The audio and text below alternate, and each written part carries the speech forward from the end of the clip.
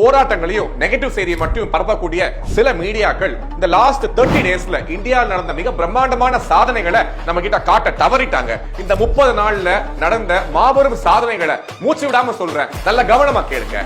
இந்தியாவோட ஃபர்ஸ்ட் தனியார் ராக்கெட் அக்னிபான் வெற்றிகரமாக விண்ணில் பாய்ந்த சாதனை. செகண்ட், இஸ்ரோவின் புஷ்பக் மருண் பயன்பாட்டு ராக்கெட் தரையிறங்கும் சோதனை வெற்றி. குஜராத்ல பாத்தீங்கன்னா இந்தியாவுல மிக பிரம்மாண்டமாக செமிகண்டக்டர் சிப் ஃபேக்டரி வந்து ஸ்டார்ட் பண்ணிட்டாங்க. உள்நாட்டிலே தயாரிக்கக்கூடிய புல்லட் ட்ரெயினோட வெற்றிகர வடிவமைப்பு வெளியிட்டிருக்காங்க. உள்நாட்டு ருத்ர ஏவுகணை வெற்றிகரமாக சோதனை செஞ்சுட்டாங்க.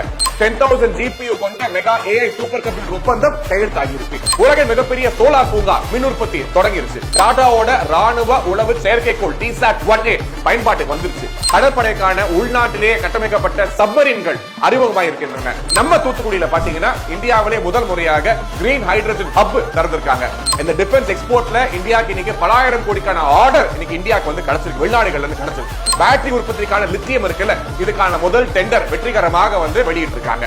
காஷ்மீர்ல செனாப் ரயில் பாலத்துல ஃபர்ஸ்ட் எலக்ட்ரிக் ட்ரெயின் ஓட்டம் வெற்றிகரமாக முடிஞ்சிருக்கு. அருணாச்சல்ல பாத்தீங்கன்னா இன்னைக்கு சீனாவே பயப்படக்கூடிய செலா டனல் திறந்திருக்காங்க.